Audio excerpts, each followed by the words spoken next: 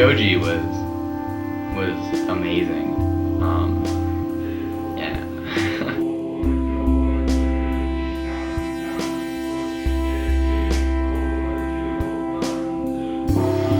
No matter how much you read about Buddhism, when you experience it, it's completely different. It really brought it to life for me.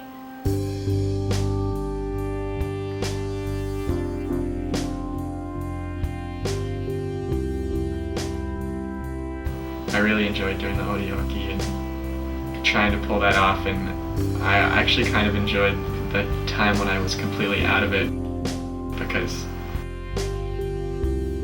I wasn't pulling it off. You realize, like, there's almost a reason that we were doing all that stuff, because if you were thinking about something else,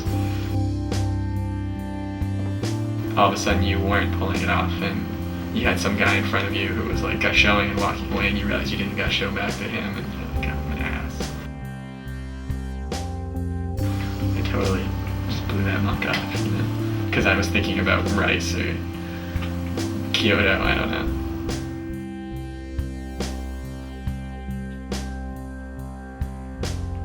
You're sitting there and you're trying to just be as aware as you can of everything that's going on. And when you're practicing that, you know, we have these 17-hour days that are highly orchestrated, completely from, you know, everything you do during your whole ritual, during breakfast, to what foot you use when you walk through a door.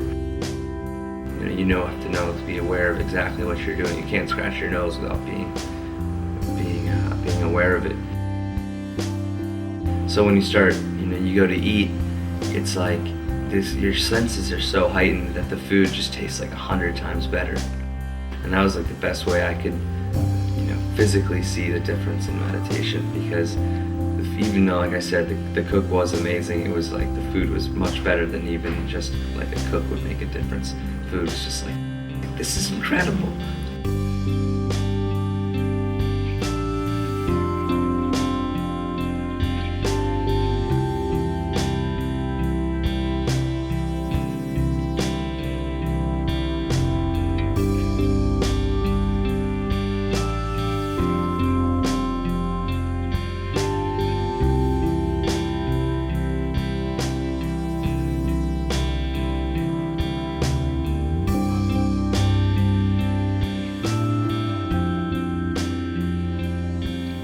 Seeing the practice of Zen that went outside of the Zendo, outside of sitting meditation, and seeing believers.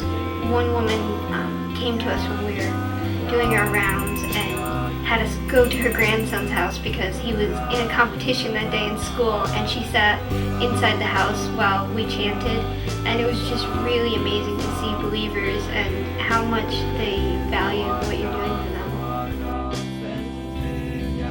The whole story about Joaquin, after Dogen died, he left Hokyoji and he retreated into the mountains and meditated on the rock for 18 years. I didn't know we were going to go even see the rock. I didn't know that they knew the rock was still. I thought that was just like a story.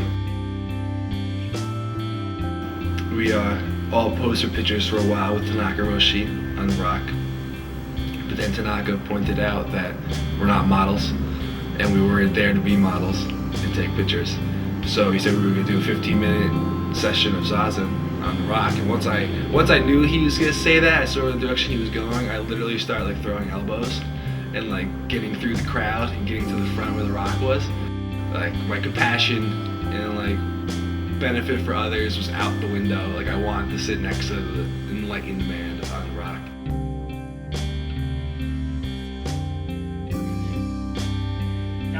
He was probably the most amazing person I've ever met in my life. I know that's pretty big to say, but he was amazing. He taught me a lot just through his examples and just the way he was and his energy. He made Hokyoji pretty incredible.